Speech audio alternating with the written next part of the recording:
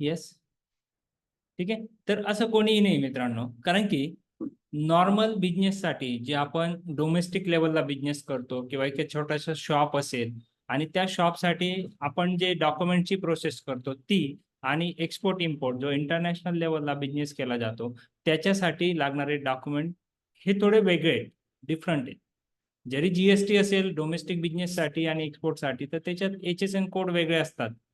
त्याच्यासाठी प्रोसेस वेगळी आहे. MSMEचं जर रजिस्ट्रेशन असेल तर नॉर्मली आपण डोमेस्टिक बिझनेससाठी वेगळं आहे. आपल्याला बिझनेस ऍक्टिव्हिटी ऍड कराव्या लागतात. आपले प्रॉडक्ट काय कोणकोणत्या कॅटेगरीमध्ये आपण काम करणार आहे. तर ते ऍड करावं लागतं. तर थोडं डिफरंट आहे. तर या सेशनला सुरुवात करण्याच्या आधी तुमची सर्वांची परमिशन असेल तर मी माझी ओळख करून देतो. बरेच लोक आपल्या ग्रुपमध्ये आता परिचित झालेत. तरी पुन्हा एक माझे बेसिक इंट्रोडक्शन देतो. मी तुषार देशमुख, प्रॉपर नाशिकवरून आहे. माझं शिक्षण पोस्ट ग्रॅज्युएशन कॉम्प्युटर मॅनेजमेंटमध्ये मी केलंय. 6 वर्षापर्यंतच मी कॉम्प्युटर एज्युकेशन टीचिंग फील्डमध्ये होतो आणि मागच्या 14 वर्षापासून ई-गव्हर्नन्सच्या वेगवेगळ्या प्रोजेक्टमध्ये TCS टाटा कन्सल्टन्सी सर्व्हिसच्या प्रोजेक्टमध्ये काम केलेलं आहे. ब्लॉकचेन टेक्नॉलॉजी सारख्या इनोव्हेटिव्ह प्रोजेक्टवरती मी काम केलेलं आहे आणि एक्सपोर्ट इम्पोर्ट या इंडस्ट्रीमध्ये सप्लायर म्हणून मागच्या 3 वर्षापासून मी काम करतोय.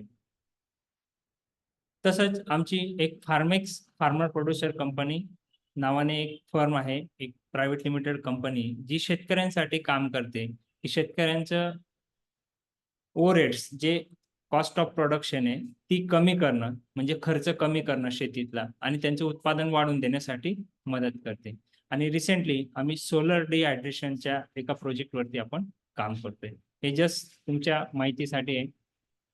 तर एक्सपोर्टर सप्लायर म्हणून आम्ही जेव्हा काम चालू केलं, की डायरेक्ट एक्सपोर्ट न करता आपण प्रत्येक प्रॉडक्ट किंवा प्रॉडक्टचं सिलेक्शन केल्यानंतर त्या प्रॉडक्टचा पूर्ण आपला बारकाईने अभ्यास झाला पाहिजे.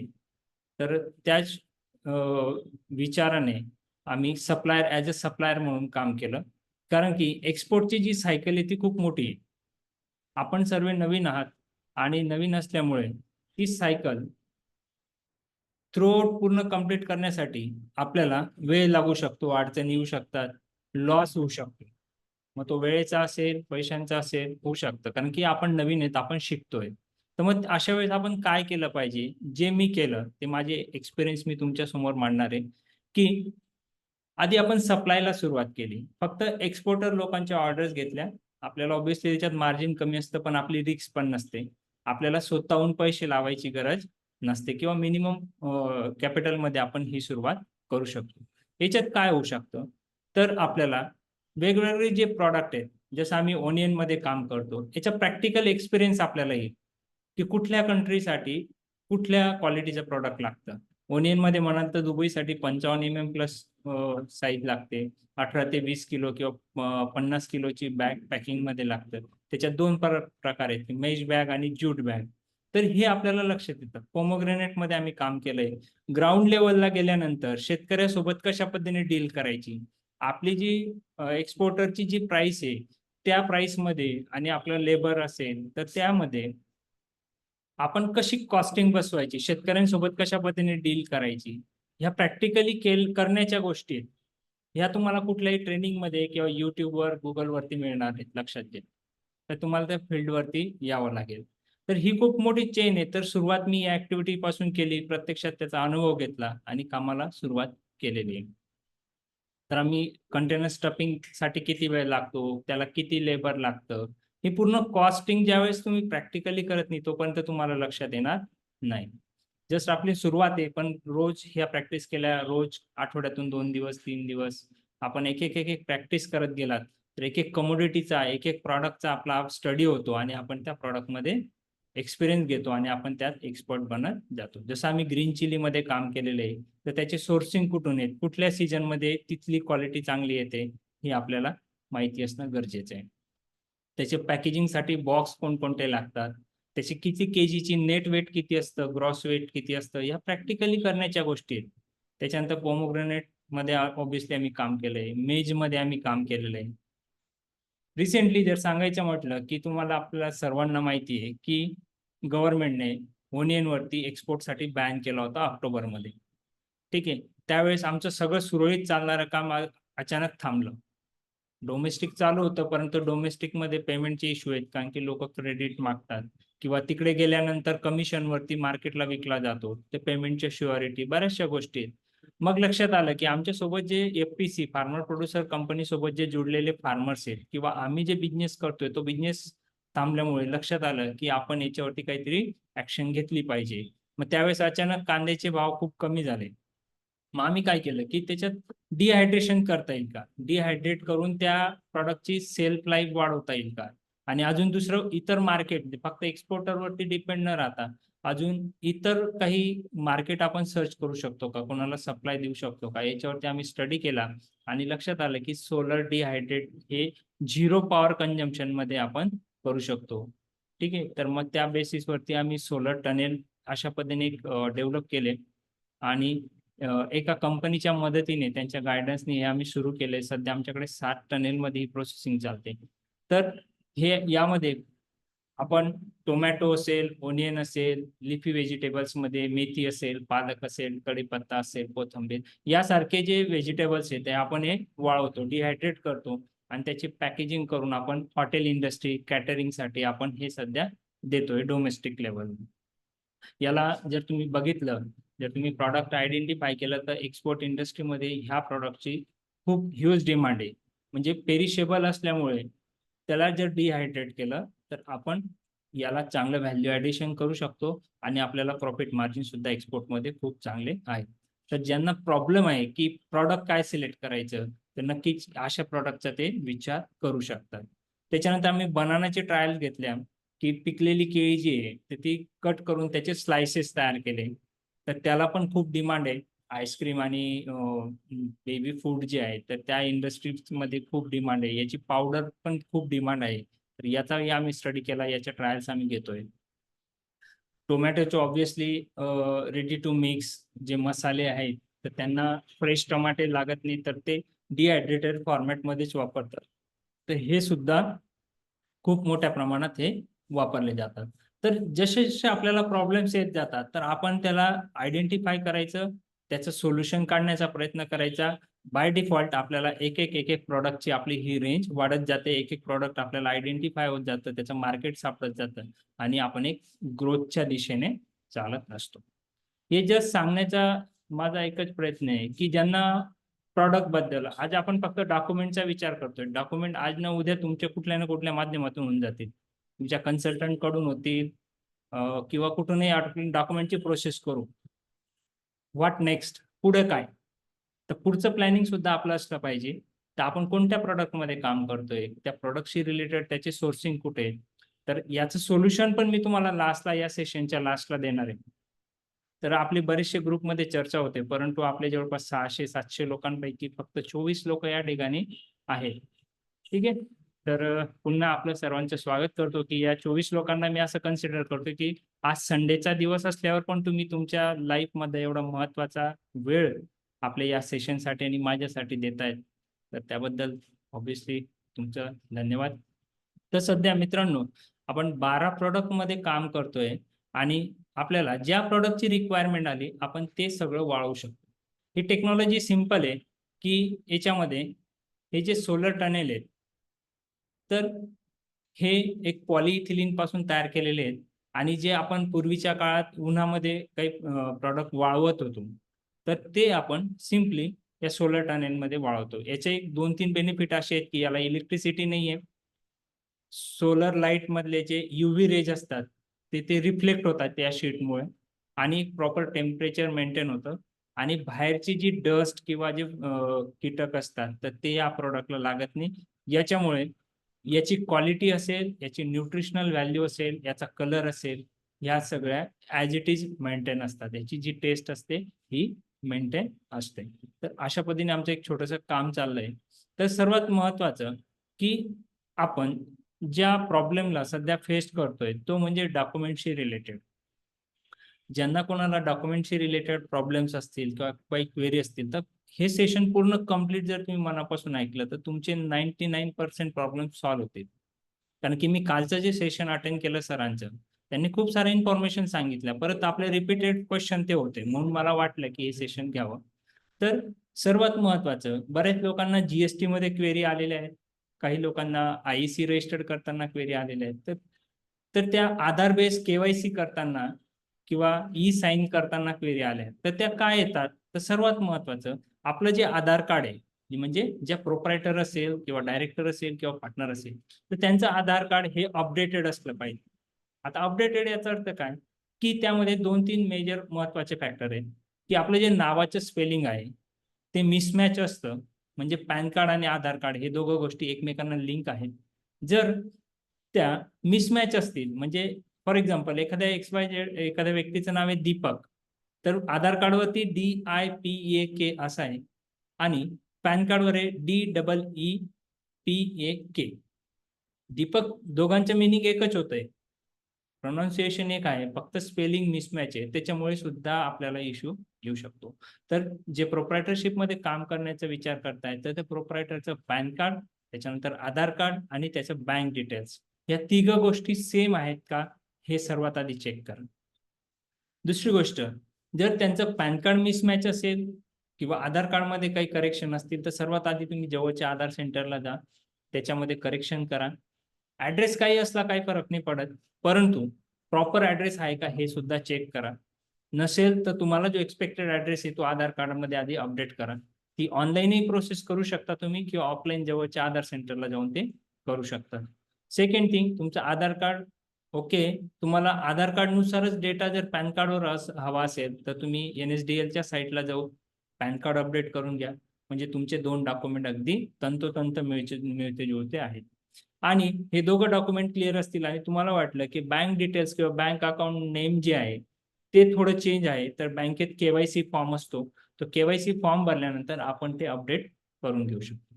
हे 3 डॉक्युमेंट आपले प्रॉपर झाल्यानंतर, त्याच्यानंतर महत्वाचं आहे की, एक मिनिट,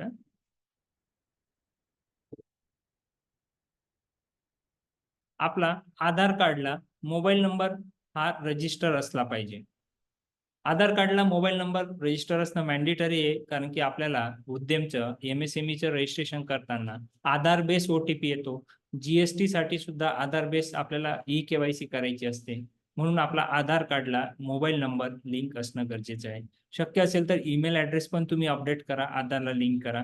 म्हणजे काही वेळेस मी असा अनुभव घेतलाय की मोबाईलला SMS येत नाही OTPचा लवकर, तो आपल्याला ईमेलला सुद्धा येतो सेम OTP, तर आपलं काम हे सोपं होतं आणि फास्ट होतं. सेकंड थिंग, हे सगळे डॉक्युमेंट तुमचे प्रॉपर झाल्यानंतर एक तुम्हाला छोटंसं सजेशन राहील की तुम्ही नवीन 2 ईमेल आयडी तयार करा. 2 ईमेल आयडी तयार करण्याचे काय बेनिफिट आहेत, तर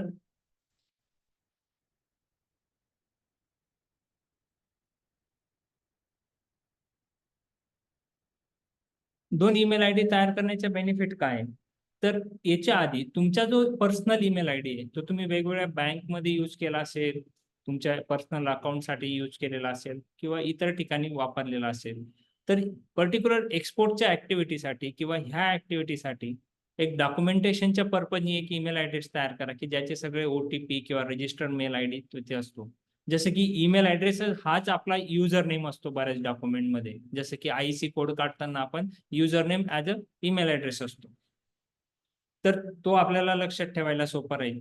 आणि एक पर्टिक्युलर मार्केटिंग पर्पज साठी वापरा, कारण की आपल्याला जर मार्केटिंग करायची, वेगवेगळ्या सोशल मीडियाच्या वेबसाईट्स असतील, ई-कॉमर्सच्या वेबसाईट असतील, तर त्या ठिकाणी पण आपल्याला साइन अप करायचं असतं. तर त्या ठिकाणी साइन अप करताना सुद्धा आपल्याला ह्या मेल आयडीचा वापर हा होऊ शकतो. तर मेल आयडी करणं सोपं आहे. ज्यांच्याकडे ऑलरेडी यूज केले असतील तर हरकत नाही. परंतु सोशल मीडियाचं म्हणजे जसं की YouTubeचं चॅनल तयार करायचं, Facebookचं पेज तयार करायचं, आपल्याला वेगवेगळ्या गोष्टींसाठी आपण नवीन मेल आयडी हा तयार करू शकतो. ऑब्व्हियसली हा फ्रीमध्ये आहे. 2 मिनिटात आपण मेल आयडी तयार करू शकतो. आणि बेटर आहे, कंपनीचं तुमचं नाव डिसाईड झाल्यानंतर कंपनीच्या नावाने तुम्ही जर मेल आयडी तयार करत असाल तर तो अधिक चांगला आहे. इथपर्यंत काही अडचण आहे कोणाला? जर इथपर्यंत समजलं असेल आणि तुम्हाला वाटतंय की एक नवीन इन्फॉर्मेशन तुम्हाला काहीतरी ऍड ऑन होते, नवीन माहिती मिळते, तर चॅट बॉक्स मध्ये येस टाईप केलं तरी चालेल. म्हणजे हे वन वे नाही झालं पाहिजे, आपलं कम्युनिकेशन हे चॅट मधून येस थँक्यू. भाग्यश्री मॅडम म्हणतायत की नवीन इन्फॉर्मेशन मिळते तुम्हाला. Yes. Tejas sir, Kiran Shinde sir, Vinayak sir, very good.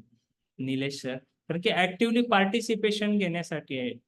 Jadhav sir, तुम्ही या प्रत्येक ऍक्टिव्हिटीमध्ये जेव्हा इन्व्हॉल्व्ह होणार तर आपल्याला एक्सपिरियन्स करता येतील या गोष्टी. कारण की आपला जो कन्सेप्ट आहे तो मी तुमच्या समोर मांडणार आहे की एकमेकांच्या मदतीने आपण पुढे कशा पद्धतीने जाऊ शकतो. ऑब्विसली आपल्याला सर्वांना ग्रोथ करायची. Okay Prashant sir, thank you. तर आपण कंटिन्यू करूया.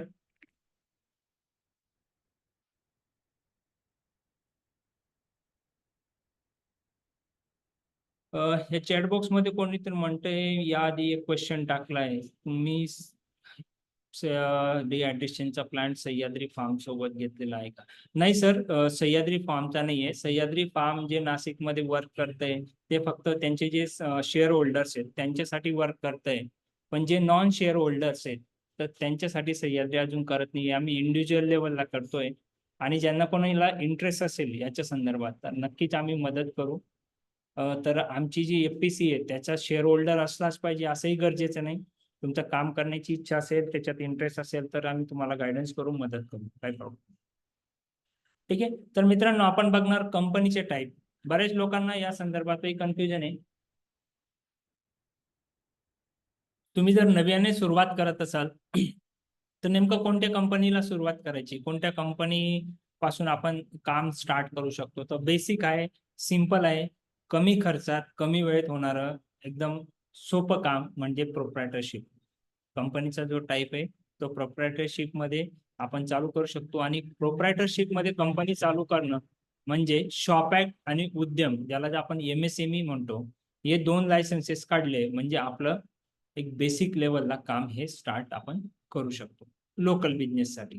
आणि आपण सोबतच लोकल किंवा ज्याला आपण रिटेल किंवा होलसेल म्हणतो तर त्याच्यासोबत आपल्याला एक्सपोर्टची ऍक्टिव्हिटी करायची. तर इतर जे डॉक्युमेंट लागतात ते एक्सपोर्टसाठी लागणारे डॉक्युमेंट असतात.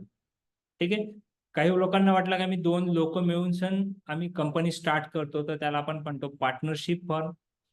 तर त्याच्यासाठी पार्टनरशिप डीड आपल्याला करावं लागते. ऑब्व्हियसली ती ₹500 किंवा ₹1000 स्टॅम्प पेपरवरती ती पार्टनरशिप केली जाते. आणि त्या पार्टनरशिप डीडच्या बेसवर दोघं पार्टनरचे केवायसी डॉक्युमेंट देऊन त्या फर्मचं एक स्वतंत्र पॅन कार्ड येतं आणि त्या पॅन कार्ड वरून आपण अकाउंट ओपन करून ती ऍक्टिव्हिटी रन करतो. ठीक आहे.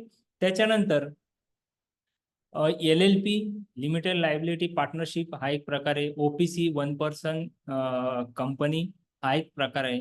प्रायव्हेट लिमिटेड आणि लिमिटेड लायबिलिटी लिमिटेड कंपनी या सर्व ज्या कंपन्या आहेत त्या MCA म्हणजे मिनिस्ट्री ऑफ कॉर्पोरेट अफेअर यांच्याकडे रजिस्टर्ड करावं लागतात. यांच्यासाठी रजिस्ट्रेशनचे चार्जेस जास्त आहेत, लागणारा वेळ जास्त लागतो. कंपनीचे कॉर्पोरेटचे कंप्लायन्सेस वेगळे आहेत. आणि ह्या कंपनी रजिस्टर करण्यासाठी तुम्हाला CA किंवा CS कंपनी सेक्रेटरी असतात तर त्यांच्या मदतीने तुम्हाला ही प्रोसेस करावी लागते. ज्यांचे ऑलरेडी एक्झिस्टिंग बिझनेसेस आहेत, ज्यांच्या कंपनी आहेत तर त्या ऍड ऑन करू शकतात एक्सपोर्टच्या ऍक्टिव्हिटी. किंवा ज्यांना नवीन सुरुवात करायची आहे कमी खर्चात, कमी कॉम्प्लिकेशन, कमी कंप्लायन्सेस मध्ये तर ते प्रोप्रायटरशिपने काम हे सुरुवात करू शकतात. सर्वात महत्वाचं तुम्ही काम चालू करणं आणि त्याच्यातनं बिझनेस ऍक्टिव्हिटी रन करून प्रॉफिट जनरेट करणं खूप महत्वाचं आहे. ज्यावेळेस तुम्हाला गरजेचं नाही की तुम्ही 30%, 40%, 50% प्रॉफिट पहिल्यांदा केला पाहिजे. परंतु तुम्हाला तो एक्सपिरियन्स येण्यासाठी तुम्ही अगदी 5-10% जरी काम केलं पण तो रिव्हेन्यू जनरेट झाल्यावर आपला स्वतःचा कॉन्फिडन्स वाढतो. आणि कॉन्फिडन्स वाढल्यानंतर आपण नेक्स्ट ऍक्टिव्हिटीसाठी प्रिपेअर होतो. तर ती खूप गरजेचं आहे. नेक्स्ट आपण कंपनी तयार करण्याचं किंवा फॉर्मेशन करण्याचं आपण डिसाईड केल्यानंतर तर आपल्याला नेमकं काय करायचं असतं. तर सर्वात महत्वाचं आपण कंपनीचं नाव चॉईस करतो. तर कंपनीचं नाव काय असलं पाहिजे तर याबद्दलही आपण थोडं डिस्कस करणार आहोत. तर मित्रांनो कंपनीचं नाव कसं सिलेक्ट केलं पाहिजे. जनरली आपल्याकडे जे डोमेस्टिक बिझनेस केले जातात तर त्यामध्ये कंपनीचं नाव काय असतं. मी एक या ठिकाणी सॅम्पल आहेत, हे पर्टिक्युलर कोणाचे नाव नाही आहे पण या ठिकाणी एक सॅम्पल म्हणून घेतलंय. मातोश्री ॲग्रो किंवा समर्थ एंटरप्राइजेस. आता समर्थ एंटरप्राइजेस म्हटल्यानंतर याची बिझनेस ऍक्टिव्हिटी आयडेंटिफाय होती की नेमकं समर्थ एंटरप्राइजेस कोणत्या ऍक्टिव्हिटीमध्ये काम करतं, ते फक्त खत बियाण्यांमध्ये काम करतंय की कृषी अवजारांमध्ये काम करतंय की अजून इलेक्ट्रिकल मध्ये करतंय काय इलेक्ट्रॉनिक्स मध्ये करतंय काय मेन्शन नाही, फक्त कंपनीचं नाव. शुभम इंडस्ट्रीज कसली इंडस्ट्री, मॅन्युफॅक्चरिंग काय माहित नाही. सप्तशृंगी ट्रेडिंग कंपनी कसली ट्रेडिंग करतात माहित नाही. तर जनरली आपल्याकडे कॉमन असे नावं दिले जातात. पण आपण ग्लोबल लेवलला जर बिझनेस करतोय तर ग्लोबल कंपनीची नावं कशी असतात, जसं की Walmart incorporation, Amazon.com incorporation, Apple incorporation, Shell PLC, गुगलचं नाव अल्फाबेट. हे इनोव्हेटिव्ह नावं वाटतात, एक कॅची वाटतात, ट्रेंडिंग वाटतात आणि याच्यातनं काहीतरी मिनिंग आहे. तर अशी नावं आपण नक्कीच चॉईस करू शकता. सेकंड थिंग, आपण जनरली आपल्या फॅमिली मेंबरचं, मुलाचं किंवा आईचं, वडिलांचं नाव देतो. ठीक आहे. किंवा आपण एखाद्या देवी किंवा देवतावरती आपली श्रद्धा आहे त्यांचं आपण नाव देतो. तर या गोष्टींसोबत आपले एक इमोशन जुडलेले असतात आणि बिझनेसमध्ये up and downs, plus minus, profit loss या गोष्टी चालू असतात. तर इथे कुठेतरी आपण इमोशनली इम्बॅलन्स नाही झाला पाहिजे. याच्यासाठी शक्यतो याच्या व्यतिरिक्त आपण नाव ठेवलेले कधीही चांगलं. या 2-3 क्रायटेरिया आपण कन्सिडर करू शकता. त्याच्यानंतर जर आपण मल्टीनॅशनल कंपन्यांची नावं बघितली, ट्रेंडिंग जे नाव आहेत, Amazon, Apple, Alibaba, Canon, Big Basket, Pharmex आमच्या कंपनीचं नाव आहे. तर हे काय आहे? तर जनरली आपण जर बघितलं की अल्फाबेट जे ABCD पासून त्यांचे इनिशियल्स पासून जास्त करून ती नावं आहेत. तर असं का असेल? कारण की इनिशियल्स असल्यामुळे ते गुगल लिस्टिंगला, गुगल सर्चिंगला कीवर्डसाठी आपल्याला सोपं जातं. कारण की आपलं मॅक्सिमम जी मार्केटिंग आहे, आपल्याला लोकांपर्यंतचा जो रीच आहे, ग्लोबल रीच आपला हा थ्रू इंटरनेट असणार आहे, थ्रू गुगल असणार आहे. तर आपण ह्या कीवर्डचा सुद्धा आपण विचार केला पाहिजे. म्हणून शक्य असेल तर तुमच्या जे कंपनीचं नाव असेल, तुम्ही डिसाईड करत असाल तर अल्फाबेटिकल ऑर्डर्सने सर्वात आधी कसं येईल, ABCDEF पासून. तर ह्या गोष्टींचा आपण विचार केला पाहिजे. तर अशा पद्धतीने तुम्ही कंपनीचं नाव चॉईस करू शकता आणि माझी काही हेल्प लागली तर तुम्ही पर्सनली कॉल करून आपण त्याबद्दलही डिस्कस करू शकतो. त्याच्यानंतर आपण इंटरनॅशनल बिझनेस करतोय, एक्सपोर्ट्सची बिझनेस करतोय, तर त्या नावाच्या पुढे आपण Exim, Impex, international, global, trade असे एक शब्दांचे कीवर्ड जे आहेत ते अटॅच करू शकतो. कारण की इंडिव्हिज्युअल एक नाव घेतल्यानंतर त्याचं आपल्याला डोमेन मिळणं पण तेवढंच महत्वाचं आहे. पण त्याचा डोमेन मिळत नसेल तर आपल्याला त्या ठिकाणी पुढे काहीतरी अटॅचमेंट करावं लागते. तर डोमेन सर्च करताना आपण ह्या गोष्टी सुद्धा लक्षात घेतल्या पाहिजे. कंपनीचं नाव डिसाईड केल्यानंतर एक कंपनीचा लोगो ही तेवढंच महत्वाचं काम करतो. एक ते इम्प्रेशन आहे, ते एक आयडेंटिटी तुमच्या कंपनीच्या नावाची, की तुमचा लोगो किती अट्रॅक्टिव्ह आहे, किती सिंपल आणि तो इझिली लक्षात राहण्यासारखा आहे. जसं की आपण यस आहे, एक वेगळा फॉन्ट आहे आणि त्या ठिकाणी फक्त खाली सुझुकी लिहिलेलं असतं किंवा काही ठिकाणी फक्त यस असतो. तर लगेच आपल्याला लक्षात येतं की हा यस म्हणजे हा मारुती सुझुकी किंवा सुझुकी कंपनीचाच आहे. हा ब्ल्यू कलर मध्ये 8 नंबर आहे आडवा. पण आपल्याला लगेच लक्षात येतं इथे कुठे यम किंवा काहीच नाही, पण हा मेटा कंपनीचा लोगो आहे. हा जी फक्त एक लेटर आहे, फक्त त्याच्यात कलर कोड चेंज आहे, तर आपल्याला गुगलचा हा सिम्बॉल लगेच लक्षात येतो. तर लोगो हे असे असले पाहिजेत. तर याचा सुद्धा आपण चांगला अभ्यास केला पाहिजे. कारण की आपल्या कंपनीचं एक आयडेंटिटी तयार करण्यासाठी या सर्व गोष्टी खूप महत्वाच्या आहेत. कंपनीचं नाव आपण डिसाईड केलं, लोगो डिसाईड केला, त्याच्यानंतर आपण व्हिजिटिंग कार्ड्स आपले तयार केले पाहिजेत. कारण की आपण ही ऍक्टिव्हिटी करतो, आपण या बिझनेसमध्ये आहेत, आपण नवीन नवीन लोकांना भेटायला जाणार, तर आपलं व्हिजिटिंग कार्ड हे आपण आपल्या ऍब्सेन्सीमध्ये त्यांच्याकडे आपण एक आयडेंटिटी आपण सोडून जातो. मग त्यासाठी आपण एक चांगला अट्रॅक्टिव्ह व्हिजिटिंग कार्ड तयार करणं गरजेचं आहे. तर आपल्या टीम मधलेच काही चांगले कार्ड्स मला वाटले तर मी त्याचं सॅम्पल या ठिकाणी घेतलेलं आहे, की आपण जी बिझनेस ऍक्टिव्हिटी करतो तर त्या बिझनेस ऍक्टिव्हिटीचं एक लोगो किंवा त्याचं नाव ते मेन्शन असलं पाहिजे, आपल्या कंपनीचं नाव, आपला ऍड्रेस, आपलं प्रोप्रायटरचं नाव आणि कॉन्टॅक्ट डिटेल्स किंवा वेबसाईट आपली त्या व्हिजिटिंग कार्डवर असली पाहिजे. त्याच्यानंतर आपल्याला वेगवेगळे जे फॉर्मॅट्स असतील, वेगळे जे कोटेशन द्यायचे, तर ते कोटेशन देण्यासाठी आपण लेटर हेडचा वापर करतो. तर आपल्या लोगोचं मेन्शन केलेलं एक अट्रॅक्टिव्ह कमर्शियल लेवलचं एक प्रॉपर लेटर हेड असणं आपलं गरजेचं आहे. हे सर्व बेसिक प्रोसेस झाल्यानंतर आपल्याला महत्वाचं म्हणजे आपल्याला रबर स्टॅम्प तयार करायचे असतात.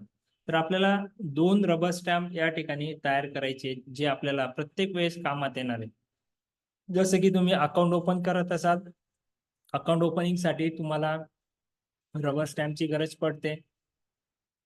एक राउंड सील असतो, ज्या ठिकाणी तुमचं कंपनीचं नाव आणि सिटीचं नाव आपण मेन्शन करतो, आणि एक फॉर XYZ कंपनी आणि खाली स्पेस दिलेला असतो, थोडी एक जागा सोडलेली असते आणि खाली प्रोप्रायटर लिहिलेलं असतं. म्हणजे ज्या ज्या ठिकाणी आपल्याला सायनिंग करायची सील आणि स्टॅम्प, तर आपण हा जो रेक्टँग्युलर शेपमध्ये जो स्टॅम्प आहे तो आपण वापरणार आणि राउंड सील आपण यूज करतो. हे 2 प्रकारचे स्टॅम्प, रबर स्टॅम्प आपण तयार करणं गरजेचं आहे. त्याच्यानंतर आपण ह्या इंडस्ट्रीमध्ये काम करताना आपल्याला एक लॅपटॉप किंवा डेस्कटॉप, ज्याला इंटरनेट कनेक्शन प्रॉपर आहे, ते असणं गरजेचं आहे. कारण की आपलं काम सोपं होतं. प्रत्येक सर्व कामं हे मोबाईलमध्ये होत नाही, लक्षात घ्या. कारण की मोबाईलचा स्टोरेजचा इश्यू असतो किंवा बऱ्याचशा गोष्टी आहेत. तर आपल्याकडे एक डेडिकेटेड सेटअप असेल तर वेल अँड बेटर आपलं काम सोपं होतं, किंवा ज्यांच्याकडे नसेल तर ट्राय करा. एक सेकंड लॅपटॉप अगदी 10-15 हजार रुपयात मिळतो. 10 ते 15 हजारात प्रिंटर आणि लॅपटॉप घेतला तरी तुमचं काम हे होऊ शकतं. इनिशियल लेवलला गरजेचे नाही तुम्ही खूप सारे इन्व्हेस्टमेंट केल्या पाहिजेत, सगळ्या वस्तू नवीन घेतल्या पाहिजेत. महत्वाचं हे आहे की तुम्ही जे बिझनेस निवडलाय तर त्याची ऍक्टिव्हिटी रन होणं, ती ऍक्टिव्हिटी कंप्लीट करणं आणि त्याच्यातनं रिव्हेन्यू जनरेट करणं हे खूप इम्पॉर्टंट आहे. तर आपण इतर गोष्टींना जास्त इम्पॉर्टन्स देतो आणि मेन जी ऍक्टिव्हिटी तिला इम्पॉर्टन्स कमी देत असतो. तर याच्यावर तर तुम्ही विचार करू शकता. किंवा सेकंड कॉम्प्युटर असेल, डेस्कटॉप असेल, अगदी 5-7 हजार रुपयात आपल्याला डेस्कटॉप मिळतो. एक प्रॉपर सेटअप तयार करा. आपल्याला जशा पद्धतीने सांगितलं की आपल्या रिसर्चचे वेगवेगळे फोल्डर्स तयार करून आपण त्या फोल्डर्समध्ये ती इन्फॉर्मेशन, आपला डेटा जो आहे तो आपला स्टोअर करा, जो इन फ्युचर आपल्याला कामात येऊ शकतो. तुम्ही कंपनीचं फॉर्मेशन केलं, कंपनीचं नाव डिसाईड केलं, कुठल्या टाईपमध्ये कंपनी रजिस्टर करायची, प्रोप्रायटरशिप, पार्टनरशिप ते डिसाईड केलं. तुम्ही कंपनीचं नाव डिसाईड केलं, लोगो डिसाईड केला. तुम्हाला सेक्टर निवडावं लागेल. तुम्ही एक्झॅक्ट कोणत्या सेक्टरमध्ये, कोणत्या फील्डमध्ये तुम्ही काम करणार आहे? तुम्ही ऑटोमोबाईलमध्ये करणार आहेत, तुम्ही क्लोथिंग, इलेक्ट्रॉनिक्समध्ये करणार, की केमिकलमध्ये करणार, की फूड इंडस्ट्रीमध्ये काम करणार? हे आपलं डिसाईड झालं पाहिजे. मला बरेचसे कॉल आलेले आहेत. ते म्हणतात, "सर आमचं अजून काही डिसाईड होत नाही." तर डिसाईड का नाही होत आहे? तर तुम्हाला ती डिसाईड करावं लागेल. होऊ शकतं की तुमचं डिसिजन नंतर बदलू शकतं. पण रिस्ट्रिक्शन नाही असं की तुम्ही फूड इंडस्ट्रीमध्ये आज विचार करतायत, सुरुवात केली आणि तुमच्या लक्षात आलं, "अरे याच्यात तर मार्जिन खूप कमी, पण आपल्याला ऑटोमोबाईलमध्ये चांगलं मार्जिन मिळतंय." तुम्हाला एखादी प्रॉडक्ट मिळालं. No problem. तुम्ही त्याच्यात एक काम करा. आपण मर्चंट ट्रेडर म्हणून काम करतोय. ज्या वेळेस तुम्हाला वाटलं ती ऍक्टिव्हिटी तुम्ही रन करू शकता. त्याच्यात काही अडचण नाही. परंतु सुरुवातीला एक सेक्टर निवडून आणि 1 किंवा 2 प्रॉडक्टवरती आपण काम करायला हरकत नाहीये. कारण की त्याचा स्टडी केल्यानंतर त्याचे बायर्स कुठे मिळतात, त्याचे रिसोर्सेस कुठून आहेत, तर ते कोणकोणत्या एरियातनं आपल्याला ते प्रॉडक्ट अवेलेबल होतं. त्याची डोमेस्टिक आपली लोकल कॉस्ट काय आहे, त्याच्या पॅकेजिंगचा खर्च काय आहे आणि ज्या कंट्रीला तुम्ही टार्गेट करताय, तर त्या कंट्रीमध्ये तुमचे ते काय कॉस्टला विकलं जातंय, ते थोडा स्टडी करायला तुम्हाला 1-2 प्रॉडक्ट आधी डिसाईड करावं लागेल. आणि ॲट द एंड असं होऊ शकतं, की जर ते तुमच्या कॉस्टमध्ये बसत नसेल, तर तुम्हाला प्रॉडक्ट पण चेंज करावा लागू शकतो. ठीक आहे. त्याच्यामुळे आपल्याला 2-3 प्रॉडक्ट आपण डिसाईड केलेले पाहिजे. फॉर एक्झाम्पल, जर एक्झाम्पल द्यायचं म्हटलं, तर तुम्ही विचार करताय की मला ओनियनमध्ये काम करायचंय. पण ओनियनच्या बाबतीत मी स्वतः काम करतोय. मला माहिती आहे की याच्यामध्ये मार्जिन खूप कमी, खूप कमी. काही वेळेस कट टू कटमध्ये द्यावं लागतं, काही वेळेस लॉसमध्ये पण विकावं लागतं. जर तुम्ही स्पेसिफिक दुबईमध्ये काम करत असाल, तर पर्सेंटेजवरती काम करावं लागतं. ते लोकं कमिशन घेतात, तुमचा माल विकून देतात. आपल्या डोमेस्टिक मार्केटसारखं. मग काही वेळेस तुमचा माल सगळ्या कॉस्ट काढून हा कमीमध्ये विकला जातो, म्हणजे तिथे तुमचा लॉस होतो. मग तुम्ही त्या ओनियनमध्ये काम करायचं, की तुम्हाला वाटलं की अजून दुसरं प्रॉडक्टचा फ्रेश ऐवजी आपण डिहायड्रेटेड प्रॉडक्टमध्ये काम करायचं किंवा फ्रोझन फूड्समध्ये काम करायचं. तर याचे थोडे प्लॅनिंग आपण केले पाहिजे. तर हे जे डॉक्युमेंट्स आहेत, तर त्या डॉक्युमेंटसाठी आपल्याला एक्सपोर्ट बिझनेस स्टार्ट करण्यासाठी 7 प्रकारचे डॉक्युमेंट्स लागतात. हे खूप इम्पॉर्टंट आहे, हे समजून घ्या. लास्टला याच्या संदर्भात तुमच्या काही क्वेरी असल्या तर नक्की आपण सॉल्व्ह करू. कारण की इथून नंतरचा जो पार्ट आहे हा प्रत्येकाच्या खूप इम्पॉर्टंट आहे आणि याच्याशी रिलेटेड आपल्या खूप क्वेरी आहेत. तर 7 प्रकारचे बेसिक डॉक्युमेंट आपल्याला लागतात. आपण निवडले प्रोप्रायटरशिप या टाईपची कंपनीसाठी हे डॉक्युमेंट्स हे कंपल्सरी आहेत. प्रायव्हेट लिमिटेड कंपनी असेल तर थोडे चेंज होतात डॉक्युमेंटची प्रोसेस, पण लेंदी होते एवढंच. बाकी डॉक्युमेंट्स हेच लागणार. तर पहिले आहे शॉप ऍक्ट लायसन्स. याची जी व्हॅलिडिटी आहे, शॉप ऍक्ट लायसन्सची व्हॅलिडिटी ही लाईफ टाईम आहे. याला कुठलंही रिन्युअल नाही आहे. वन टाइम तुम्ही रजिस्टर्ड केलं तर ते चालणार आहे. ज्यावेळेस तुम्हाला वाटलं की शॉप ऍक्ट मध्ये मला बदल करायचे, की तिथे नाव चेंज करायचं किंवा ऍड्रेस चेंज करायचा किंवा इथे मॅन पॉवर जी आहे त्याची वाढवायची, तर त्यावेळेस तुम्ही अपडेट त्याला करू शकता. याची जी गव्हर्नमेंटची फी आहे ती ₹23.60 एवढीच फीस ऍट ऍक्च्युअल ही आहे.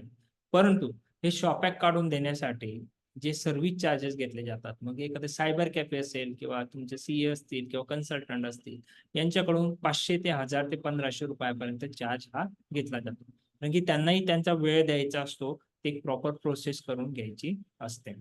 त्याच्यानंतर एमएसएमई, ज्याला आपण उद्यमचं रजिस्ट्रेशन म्हणतो, ही वन टाइम करायची प्रोसेस आहे. तर त्यालाही कुठलंही रिन्युअल नाहीये आणि त्याला कुठलेही गव्हर्नमेंटचे चार्जेस नाहीयेत.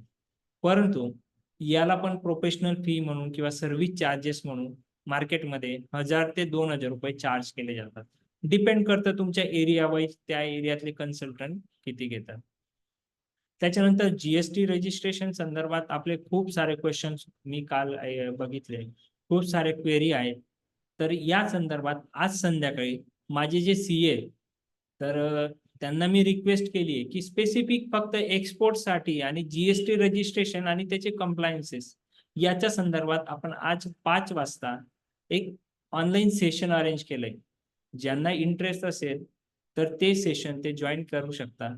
की जीएसटी नंबर काढण्यापासून तर जीएसटी काढल्यानंतर काय प्रोसेस करावं लागतात, जीएसटीचे कंप्लायन्सेस काय आहेत, त्याची पेनल्टी काय आहे किंवा एक्सपोर्टशी रिलेटेड कुठल्या कमोडिटीला किती % जीएसटी लागते, या संदर्भात आपल्याला आज संध्याकाळी 5 वाजता त्या सेशन मध्ये संपूर्ण इन्फॉर्मेशन भेटेल. सेशन कम्प्लिटली फ्री मध्ये आहे, तर तुम्ही जॉईन करू शकता. तर जीएसटीच्या रजिस्ट्रेशनसाठी गव्हर्नमेंटची फीज ही जी आहे ती ₹0, कुठलेही गव्हर्नमेंटचे चार्जेस नाही. परंतु त्याचे जे सर्व्हिस चार्जेस आहेत तर ते 2000, 3000 ते 5000 पर्यंत चार्ज केले जातात. डिपेंड करतं तुमच्या कन्सल्टंट किंवा सीए यांच्या कॉस्टवरती. जर तुम्ही पर्टिक्युलर फूड लायसन्स किंवा फूडशी रिलेटेड बिझनेस ऍक्टिव्हिटी तुमची असेल तर तुम्हाला FSSAI चं रजिस्ट्रेशन करावं लागतं. जर तुमचा डोमेस्टिक म्हणजे छोटासा शॉप असेल तर त्याला रजिस्ट्रेशनचं लायसन्स घ्यावं लागतं.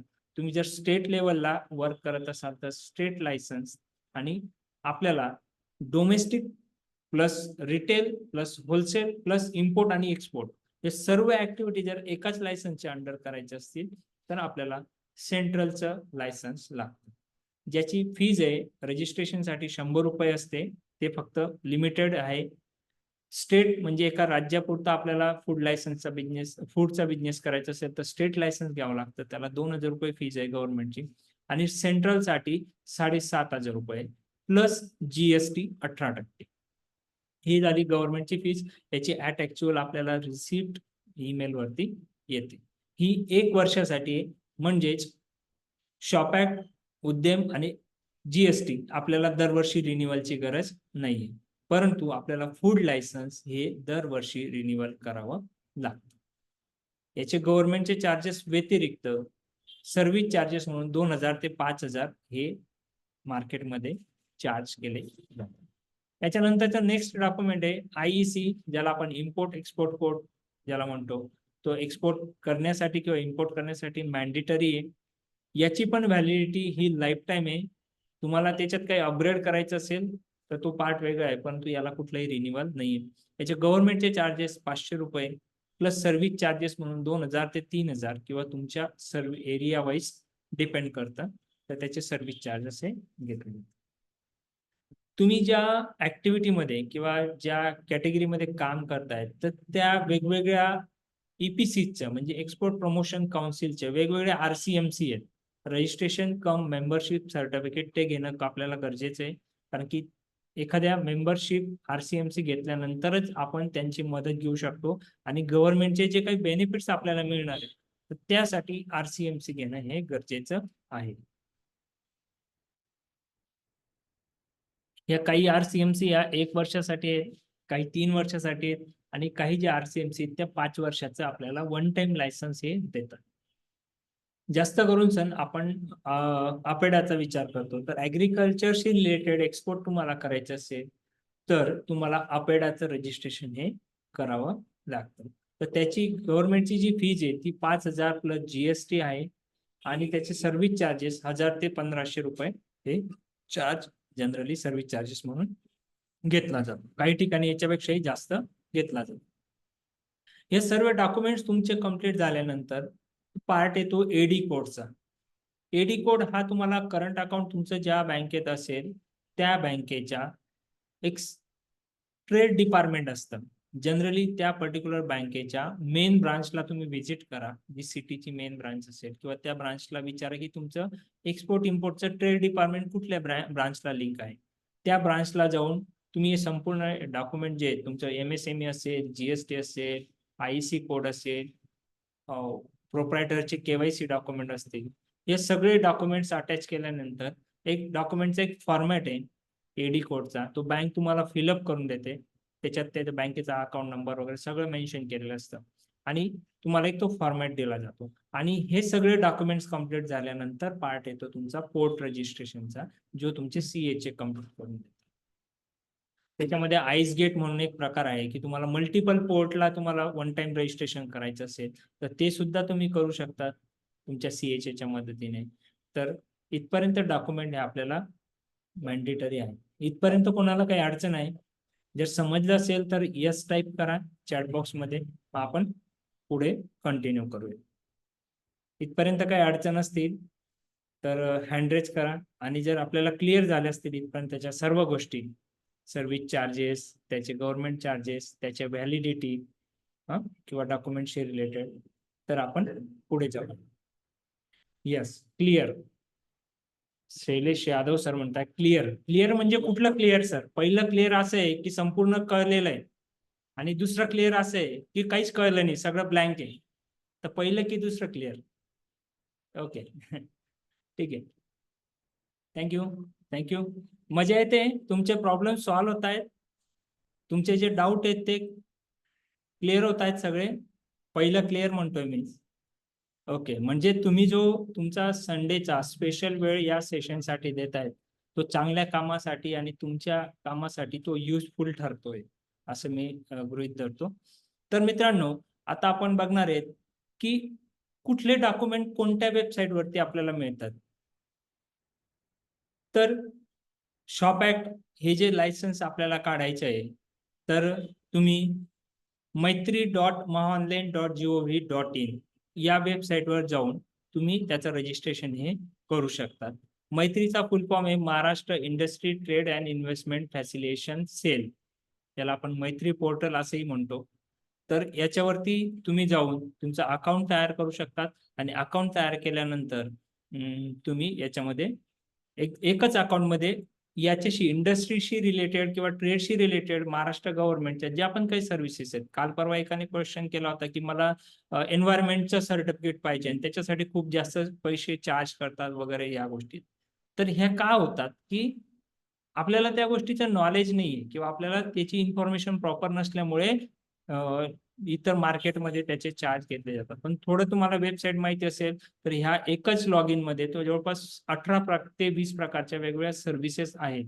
तुम्हाला लेबर डिपार्टमेंटची सर्व्हिस पाहिजे असेल, एन्व्हायरमेंट डिपार्टमेंटची सर्व्हिस पाहिजे तर या एकाच पोर्टल मधून तुम्ही सर्व सर्व्हिस ऍक्सेस करू शकता. तर हे एक पोर्टल आहे. उद्यम किंवा MSMEचं जर तुम्हाला रजिस्ट्रेशन करायचं असेल तर त्याच्यासाठी उद्यम registration.gov.in या वेबसाईटचा आपण वापर करू शकतो. ठीक आहे. तर याच्यामध्ये पण तुम्हाला अकाउंट तयार करावं लागतं. आधार नंबर टाकल्यानंतर आपल्याला OTP येतो आधार बेस, आणि आपण पुढचं काम हे करू शकतो.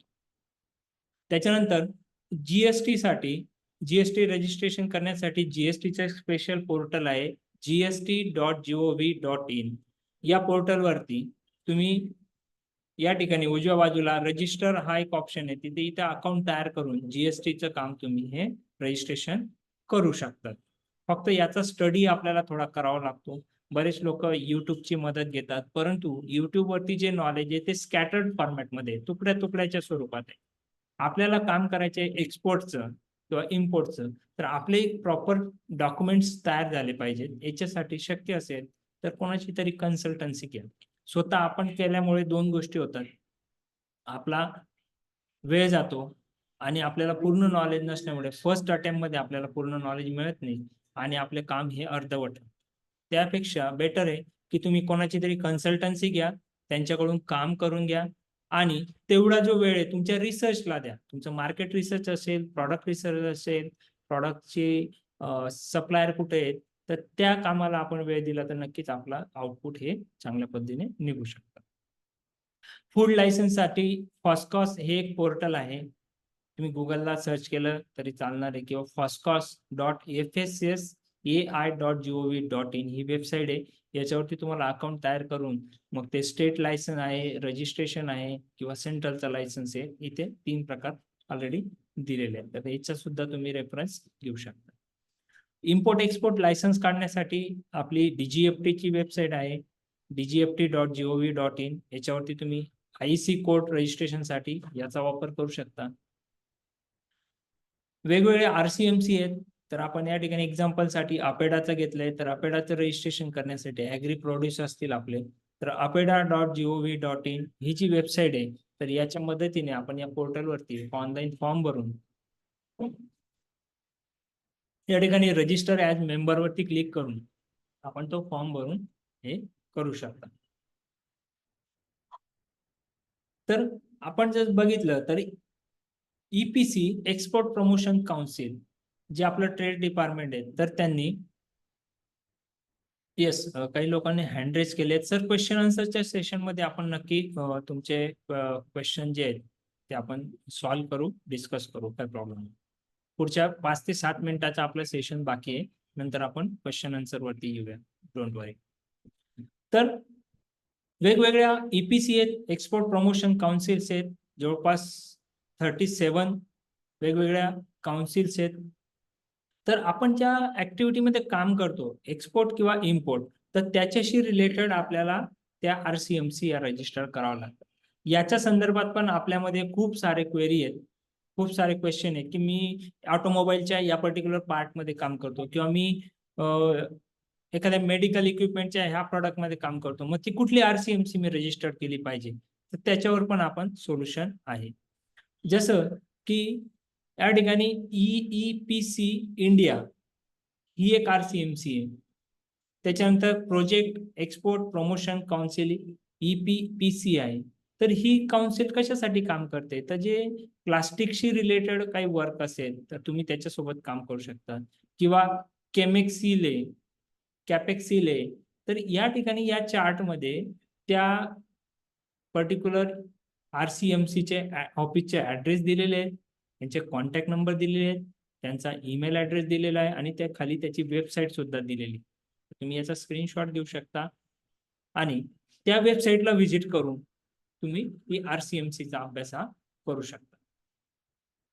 या ठिकाणी जर ते तुम्ही लेदरशी रिलेटेड काही काम करत असाल तर लेदर एक्सपोर्ट साठी काउन्सिल आहे. तुम्ही स्पोर्ट्सचे इक्विपमेंट असतील त्याच्या संदर्भात जर काही काम करत असाल तर त्याच्याशीच आहे. जेम्स आणि ज्वेलरी मध्ये काम करत असाल तर gems and jewellery export promotion council आहे. शेलेक आहे. त्याच्यानंतर कॅश्यू संदर्भात तुम्ही कॅश्यू प्रोसेसिंग साठी काम करत असाल, प्लास्टिक एक्सपोर्ट प्रमोशन काउन्सिल आहे. त्याच्यानंतर तुम्ही स्पेशल इकॉनॉमिक झोन मध्ये काम करत असाल, फार्मास्युटिकल मध्ये काम करत असाल, तुम्ही सर्व्हिस इंडस्ट्रीमध्ये करत असाल तर त्यासाठी सर्व्हिस एक्सपोर्ट प्रमोशन काउन्सिल आहे.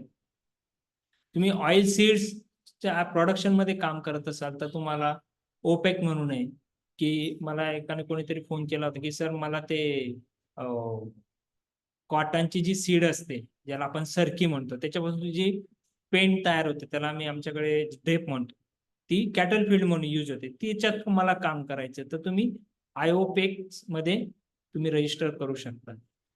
अजून तुम्हाला याच्याशी डिटेलमध्ये जर बघायचं असेल तर त्यासाठी वेबसाईट आहे www.ieport.com.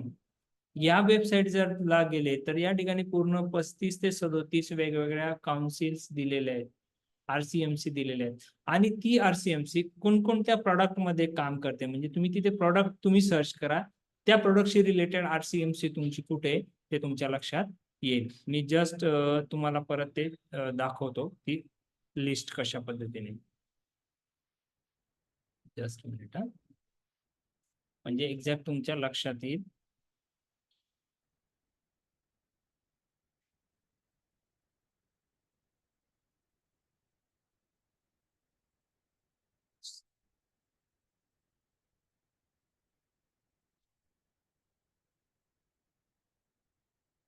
ओके, तर बघा, list of export promotion council commodity board export development authority.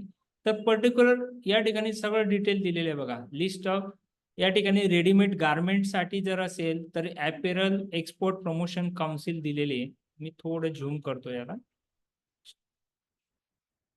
Okay, तर रेडीमेड गार्मेंट साठी जी असेल इथे तुमचा प्रॉडक्ट आहे, डिटेल ऑफ प्रोडक्ट, आणि इथे ती काउन्सिल दिलेली आहे, त्याचे ऑफिस ऍड्रेस दिलेले आहेत, रिजनल ऑफिस कुठे आहे, रजिस्टर ऑफिस कुठे आहे, त्याचे कॉन्टॅक्ट नंबर आहेत, ईमेल आहेत, तर तुम्ही यांना कॉन्टॅक्ट हे करू शकतात डिटेलसाठी. त्याच्यानंतर आपण बघितलं की तुमचं डाईज असतील, डाईज इंटरमिडिएट्स असतील, कोल असेल, केमिकल असेल, अल्कोहोल असेल, बेसिक इनऑर्गॅनिक ऑर्गॅनिक केमिकल्स असतील, कस्टर ऑइल असेल, तर याच्या संदर्भात basic chemical, pharmaceutical, cosmetic, EPC आहे, त्याचा ऍड्रेस या ठिकाणी दिलेला आहे. तुमच्या हँडमेड किंवा हँड नोटेड वुलन कार्पेट्स असतील, रग असतील, तर याचे सिल्क कार्पेट असतील तर कार्पेट एक्सपोर्ट प्रमोशन काउन्सिल आहे. तुम्ही पर्टिक्युलर कॅश्यू मध्ये काम करत असाल तर कॅश्यू एक्सपोर्ट आहे. ॲनिमल बाय प्रॉडक्ट असतील, आता काल परवा कोणीतरी विचारलं मला काऊडंगशी रिलेटेड कुठलं आरसीएमसी रजिस्टर करावं लागेल, तर कॅप्सिकिन आहे, तर त्याच्यात तुम्ही रजिस्टर करू शकता. ती या ठिकाणी तुमच्या प्रॉडक्टची लिस्ट आहे, तर त्या प्रॉडक्टमध्ये तुम्ही आधी सर्च करा. तुम्हाला रबर मॅन्युफॅक्चरिंग प्रॉडक्ट आहे की प्रोसेस मिनरल आहे, तर त्याच्यात तुम्ही काम करतायत तर तुम्ही ती आरसीएमसी निवडू शकता. तुम्हाला कॉटन आणि शेविंग थ्रेड्स मध्ये काम करायचं तर cotton textile export promotion council आहे. लेदर आणि लेदरचे प्रॉडक्ट्स असतील तर ERCMC आहे. Machinery equipment, motor vehicle, automobile component असतील, बायसिकलचे कंपोनंट असतील, पंपचे पार्ट्स असतील, इलेक्ट्रिक आणि होम अप्लायन्सेस असतील तर इंजिनिअरिंग एक्सपोर्ट प्रमोशन काउन्सिल आहे. इथे पूर्ण प्रॉडक्टची लिस्ट दिली आहे, तर ते काउन्सिल आरसीएमची त्याच्या प्रॉडक्टसाठी काम हे करत असते. त्याच्यानंतर तुम्ही कॉम्प्युटरशी रिलेटेड असतील, कंझ्युमर इलेक्ट्रॉनिक्स किंवा कॉम्प्युटर हार्डवेअर असतील तर electronic and computer software EPC आहे. तर अशा पद्धतीने ह्या टोटल जर आपण बघितल्या मित्रांनो, हे मी लागलंच तर तुमच्या माहितीसाठी ग्रुपवरती शेअर करतो. याचा नक्कीच तुम्हाला बेनिफिट होईल की आरसीएमसी निवडण्यासाठी, कारण आरसीएमसी शी रिलेटेड जे पण गोष्टी आहेत तर खूप लोकांचे क्वेश्चन याच्याशी रिलेटेड आहेत. तर मी हे डोंट वरी, काळजी करू नका, हे आपण ग्रुपवरती शेअर करू. जवळपास 15 ते 20 पेजेस आहेत, तर याचा तुम्ही डिटेलमध्ये स्टडी हा करू शकता.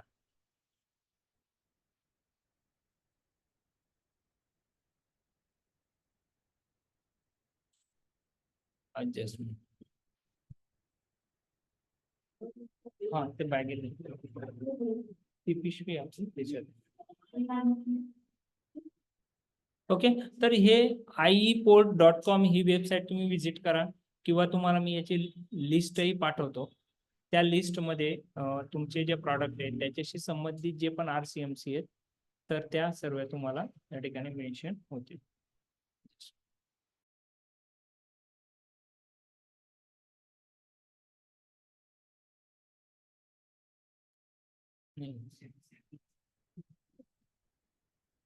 तर ieport.com ला तुम्ही विजिट करू शकता. सेकंड थिंग, आपले संपूर्ण डॉक्युमेंट झाल्यानंतर आपल्याला एडी कोडचा एक फॉर्मॅट असतो. तो फॉर्मॅट जनरली आपली बँक प्रोव्हाइड करते, किंवा बँकेने दिल्यापेक्षा तुम्ही हा फॉर्मॅटमध्ये आपलं जे डिटेल्स आहे, तुमचा अकाउंट नंबर असेल, तुमचं डिटेल्स, डॉक्युमेंटचे डिटेल असेल, हे सगळं फिलअप करून स्टॅम्प करून बँकेकडे गेले तर बँकेचं काम सोपं होतं आणि काम लवकर होतं. तर हे एडी कोडचे सगळे फॉर्मॅट्स 3 ते 4 प्रकारचे वेगळे ऑथॉरिटी लेटर वगैरे, तर ते आपण कंप्लीट केल्यानंतर आपण CHA शी कॉन्टॅक्ट करून आपण आईस गेटचं आणि पोर्ट रजिस्ट्रेशन आपण हे करू शकतो. म्हणजे इथे आपली प्रोसेस ही डॉक्युमेंटेशनची कंप्लीट होते आणि आपण होतो एक्सपोर्ट किंवा इम्पोर्ट करण्यासाठी रेडी. नंतरचा पुढचा सायमल्टेनियसली सोबतच आपला स्टडी चालू असतो, बाहेरशी बोलणं चालू असेल, डील क्लोज झाली असेल, तर आपण याच्यात काम करू शकतो. याच्या व्यतिरिक्त जसं आपण चर्चा केली, की आम्ही आमच्या साईडने जी आमची एक फर्म आहे, शिवम कन्सल्टन्सी सर्व्हिसेस, तर याच्या माध्यमातून आम्ही तुम्हाला काय सर्व्हिस देऊ शकतो? तर लोगोचे, जर तुम्ही कंपनीचं नाव डिसाईड केलं असेल किंवा आपण इंटरॅक्शन करून एक पर्टिक्युलर नाव डिसाईड करू शकतो आणि त्याच्याशी रिलेटेड अट्रॅक्टिव्ह लोगो कसा तयार करता येईल, तर त्याचे 2 ते 3 ऑप्शन आपण प्रोव्हाइड करू. तुम्हाला त्या लोगो फाईन झाल्यानंतर तुम्हाला व्हिजिटिंग कार्ड्स तयार करण्यासाठी मदत केली जाईल. तुम्हाला व्हिजिटिंग कार्डची डिझाईन दिली जाईल. जे लोक आपल्याकडून सर्व्हिस घेतील, हे डॉक्युमेंटची सर्व्हिस जे घेतील, तर त्यांना आपण 1000 कार्ड पण प्रिंट करून देणार आहे. म्हणजे तुमचं काम अजून सोपं होतं. तुम्हाला व्हिजिटिंग कार्डची डिझाईन्स प्लस लेटर हेडची डिझाईन सुद्धा तुम्हाला प्रोव्हाइड केली जाईल. तर त्याच्यात वेगवेगळे डिक्लरेशन असतील किंवा फ्युचरमध्ये कोटेशन देण्यासाठी एक ऑथेंटिकेट, एक कमर्शियल लेवल, एक प्रॉपर अट्रॅक्टिव्ह तुम्हाला लेटर हेडची डिझाईन ही प्रोव्हाइड केली जाईल. तसं हा तुम्ही बिझनेस स्टार्ट केलाय, जस्ट नवीन तुम्ही आज जी ऍक्टिव्हिटी करतायत, काही लोक जॉब करत असाल, काही तुम्ही बिझनेस करतायत, परत तुम्हाला एक नवीन ऍक्टिव्हिटी चालू करायची, तर याच्या संदर्भात तुम्ही स्वतःचं प्रमोशन केलं पाहिजे. तर ते व्हॉट्सअपच्या माध्यमातून असेल, तुमचं स्टेटस असेल फेसबुकमध्ये, तर याच्याशी रिलेटेड छोटे 2 ते 3 पोस्टर्स, 3 ब्रँडिंगचे आणि मार्केटिंगचे पोस्टर्स आम्ही तुम्हाला प्रोव्हाइड करतो. याचा फायदा कुठं होतो, की तुम्ही तुमच्या फ्रेंड सर्कलमध्ये, तुमच्या रिलेशनमध्ये किंवा तुमचे जे बिझनेस फ्रेंड सर्कल असेल, त्या ठिकाणी तुम्ही एक्सपोर्टमध्ये काम चालू केलेलं आहे, हे त्या लोकांना माहीत होणं गरजेचं आहे. बऱ्याच वेळेस माझ्या बाबतीत जर असा अनुभव आलेला आहे, की ज्यावेळेस मी IT मध्ये होतो आणि IT मधून मी या क्षेत्रात आलो, तर मी कंटिन्युअस ते स्टेटस ठेवणं किंवा या गोष्टी मी करत होतो. तर माझे फ्रेंड सर्कलमधून मला कॉल यायचे आणि ते विचारायचे, "अरे, तुम्ही नवीन काय चालू केलं?" तेव्हा मी त्यांना म्हटलं, की "मी अशा-अशा ॲक्टिव्हिटीमध्ये काम करतो. मी एक्सपोर्टर लोकांना सप्लाय देतो." तर जे माझे रिलेटिव्ह आहेत किंवा त्यांचे काही फ्रेंड सर्कलमध्ये असले, त्यांना काही कांदे किंवा काही प्रॉडक्ट त्यांचे डाळिंब तयार झाले, तर ते मला फोन करतात, की माझ्याकडे एवढी-एवढी क्वांटिटी अवेलेबल आहे किंवा ह्या गोष्टी अवेलेबल आहेत, तर तुम्ही ते विकू शकता का? इनडायरेक्टली आपल्याला बिझनेस मिळतो. तर त्यासाठी आपण त्या ॲक्टिव्हिटी करण्यासाठी आपण ब्रँडिंग मार्केटिंगसाठी 2 ते 3 पोस्टर्स हे असे देतो, की जे सोशल मीडियासाठी आपण पोस्ट करू शकतो. आणि डोमेन नेम रजिस्ट्रेशनसाठी आपण प्रॉपर कन्सल्टिंग करतो. डोमेन नेम तुमचं रजिस्टर करून देतो. फक्त त्याच्यासाठी जे लागणारे चार्जेस आहेत ते तुम्ही पे करायचे. ते डोमेन नेम कसं निवडायचं, कुठलं .com घ्यायचं की .org घ्यायचं, याच्याबद्दल पण आपण चर्चा करतो. आणि 1 टू 1 इंटरॅक्शनमध्ये आपण या सगळ्या गोष्टींची मदत तुम्हाला आमच्या माध्यमातून ही होऊ शकते. कारण की प्रॅक्टिकली आम्ही या सगळ्या गोष्टी करतोय. त्याच्यामुळे कोणत्या गोष्टी केल्या पाहिजेत डॉक्युमेंट तयार करताना किंवा कोणत्या ॲडव्हान्समध्ये केल्या पाहिजेत आणि कुठल्या टाळल्या पाहिजेत, हे एक्झॅक्ट आपल्याला माहिती आहे. हे लोगोचे काही सॅम्पल्स तयार केलेले आहेत आम्ही. तर या ठिकाणी सॅम्पल पण आहेत लोगोचे. त्याच्यानंतर व्हिजिटिंग कार्डचे सॅम्पल दिलेले आहेत. आणि डोमेन नेमचे रजिस्ट्रेशन ऑब्व्हियसली तुम्ही GoDaddy, होस्टिंगर आणि नेमचीप या 3 वेबसाईट आहेत. तर त्याच्यावरती तुम्ही करू शकता. आणि हे जे काम करायचं असेल आपल्याला, तर थोडं स्मार्ट वेने करावं लागेल. आपण बऱ्याच वेळेस सोपे कामं हे कठीण पद्धतीने करतो. आपण रिसर्च करतो, इंटरनेटवर खूप सारं नॉलेज आहे, पण ते स्कॅटर्ड आहे. आणि हे सगळं कंप्लीट करताना आपलं कॉम्प्लिकेशन्स वाढत जातात आणि आपलं स्मार्ट वर्क बाजूला राहून जातं. तर ते आपण स्मार्ट वर्क केलं पाहिजे आणि शक्य असेल तर एक्सपर्टची त्या क्षेत्रातली ॲडवाईस घ्या. कमी वेळेत प्रॉपर काम करा आणि पुढच्या स्टेपला. तर डॉक्युमेंटचंही तसंच आहे. प्रत्येकाला वाटतं, की मी हे सगळे डॉक्युमेंट्सचा मी स्टडी करतो, सगळ्या वेबसाईट आहेत, YouTubeला अभ्यास करतो आणि लगेच काम करायला सुरुवात करतो. पण ज्यावेळेस आपण काम करायला सुरू घेतो, तर त्यावेळेस आपल्याला वाटतं, की यार बऱ्याचशा अडचणी आहेत. किंवा ते काम कम्प्लीटही होतं, पण ते त्या लेव्हलला होत नाही. त्यापेक्षा बेटर वे की आपण तेवढा प्रॉडक्ट आणि मार्केट रिसर्चसाठी, इतर गोष्टींसाठी जे आपलं खरं काम आहे, तर त्याला वेळ द्या आणि नॉमिनल कमीत कमी चार्जेस मध्ये आणि चांगली सर्व्हिस जे देत असतील तर त्यांच्याकडून तुम्ही ते काम करून घ्या आणि नेक्स्ट लेवलला जा आणि लवकरात लवकर आपला फर्स्ट ट्रेड कम्प्लीट करण्यासाठी प्रयत्न हा करू शकतात. तर आपण एक ओव्हरऑल जर बघितलं तर गव्हर्नमेंटचे चार्जेस सगळे डॉक्युमेंटचे जर आपण कॅल्क्युलेट केले तर सांगतात 13 ते 15,000 रुपये होतात, प्लस जीएसटी याच्यात इन्क्लूड असतो, सॉरी जीएसटी एक्स्ट्रा असतो. हे गव्हर्नमेंटचे ऍट ऍक्च्युअल चार्जेस आहेत. आणि सर्व्हिस चार्जेस मिनिमम 9 ते 10,000 रुपयापासून तर 16,000 हे सर्व्हिस चार्जेस डिपेंड करतं सर्व्हिस वाईज हे चार्ज आहेत. तर प्रत्येक ऍक्टिव्हिटी वेगवेगळी आहे, प्रत्येक डॉक्युमेंट वेगळे तर त्याचे सर्व्हिस चार्ज हे डिफरंट असणार आहे. तर आम्ही आमच्या साईडने काय करतो तर मिनिमम चार्जेस मध्ये आम्ही प्रोव्हाइड करतो तुम्हाला आणि एक्स्ट्रा म्हणून तुमच्या ब्रँडिंगसाठी लोगो असेल, तुमचं व्हिजिटिंग कार्ड असेल, तुमची व्हिजिटिंग कार्डची डिझाईन असेल, लेटर हेडची डिझाईन असेल, व्हॉट्सअप इंस्टाग्रामसाठी बॅनर असतील, डोमेन रजिस्ट्रेशन असेल आणि ह्या सगळ्या प्रोसेसमध्ये कन्सल्टिंग जी आहे डॉक्युमेंटशी रिलेटेड ही फ्री असणार आहे. त्याची वर्थ जी आहे जवळपास 6 ते 7,000 रुपये होते, ती ऍब्सोल्युटली आम्ही आमच्या साईडने फ्री देणार आणि याचे फक्त सर्व्हिस चार्जेस जे आहेत, जे गव्हर्नमेंट चार्जेस व्यतिरिक्त फक्त 9,900 रुपयामध्ये आम्ही ह्या सगळ्या सर्व्हिसेस प्रोव्हाइड आपल्याला करतो. ठीक आहे. तर जे काही इंटरेस्टेड असतील तर खाली माझा नंबर दिलेला आहे, तुम्ही 1 to 1 डिस्कशन करू शकता किंवा शक्य असेल तर व्हॉट्सअपवरती तुम्ही बेटर राहील. बऱ्याच वेळेस माझा मोबाईल सायलेंट असतो, तर एखाद्या वेळेस फोन रिसिव्ह नाही झाला, रिस्पॉन्स नाही आला तर गैरसमज करू नका. वर्कलोड पण आहे, आपल्याला सर्वांना मदत करायची आहे. तर बेटर आहे की तुमचं नाव, सिटी आणि तुमची क्वेरी किंवा तुम्हाला काय रिक्वायरमेंट आहे तर मेसेज टाईप करा व्हॉट्सअपला. माझा जसा मला वेळ अवेलेबल होईल तर नक्की मी तुम्हाला कनेक्ट होईल आणि तुमची मदत ही करणार आहे. तर मित्रांनो, या ठिकाणी आपण प्रयत्न केला की एक डॉक्युमेंटशी रिलेटेड ज्या गोष्टी आहेत त्या संपूर्ण समजून घेण्याचा आपण प्रयत्न केलेला आहे आणि याच्या संदर्भात तुम्हाला अजून काही क्वेरी असतील तर तुम्ही नक्की मला कॉन्टॅक्ट करा. आता आपण घेणार आहोत क्वेश्चन आन्सर. ज्यांचे काही याच्याशी काही क्वेरी असतील तर आपण त्या घेऊया. मी थोडं चार्ट बघतोय. इम्पेक्स इंटरनॅशनल ग्लोबल इनिशियल्सची डिटेल सांगा. सर ऍक्च्युली हे आपण सेशन स्टार्ट केलं आणि त्याच्याबद्दलही आपण चर्चा केलेली. कदाचित तुम्ही लेट जॉईन झाला असाल, तर शक्य असेल तर माझा एक्सपिरियन्स असा आहे, एक्सपोर्टमध्ये जर तुम्ही काम करत असाल तर वाईट वाटून घेऊ नका. वेळेला खूप महत्व आहे. तुम्ही ज्या बायरला किंवा ज्याचंही काम करतायत तर तुम्ही जर वेळ पाळली आणि वेळेवर सगळे कामं केले तर नक्कीच त्याचा तुम्हाला बेनिफिट होईल. तर तुम्ही उशिरा जॉईन केलं असेल तर याची रेकॉर्डिंग मी ट्राय करतो याच्यात देण्याचा, पण मला नाही वाटत मी रेकॉर्डिंग देण्यापेक्षा लाईव्ह बेटर आहे. तर कोणाचे काही क्वेश्चन असतील तर प्लीज हँड रेज करा म्हणजे आपल्याला लक्षात येईल आणि आपण बोलू शकतो.